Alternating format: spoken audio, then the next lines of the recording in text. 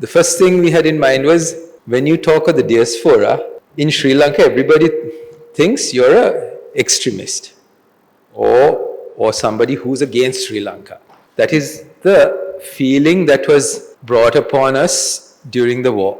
The diaspora always related to somebody who was speaking against Sri Lanka. So then there was this animosity that built up the minute you use that word.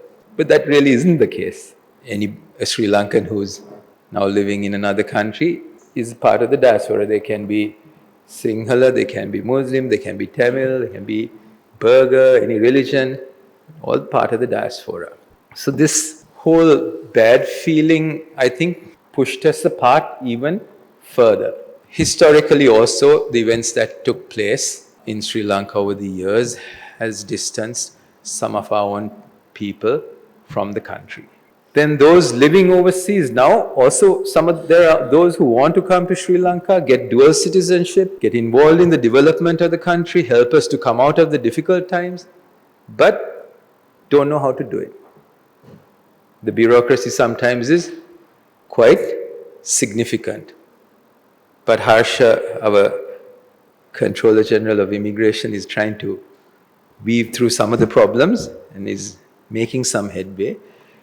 But what we wanted to do was have this overall office where we engage with the diaspora, some relation from who's overseas, who's lived a few generations even overseas, sending money to a young chap in Jaffna.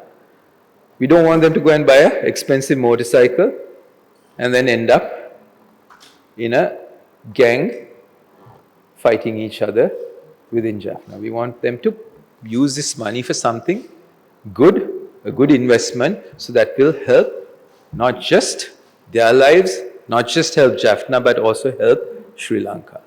That's a very small part of it, but I mean, we had a big picture in mind. We wanted all the Sri Lankans who invest in other parts of the world to come back to their country and invest.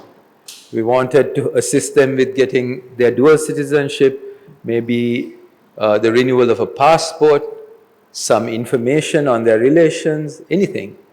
And so this office will not have a particular job description, but just, bring us all back together, bring us all together to develop this country. And I'm glad to say, in 1 year of work, they have come a significant ways. We can't ask them to come back and put their money here unless we are offering a level playing field, unless we are offering transparency, unless we are offering opportunity.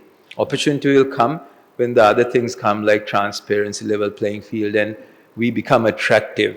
Then this will become an even more attractive place for people to come and invest. So the most important thing in this journey will be to stay on course.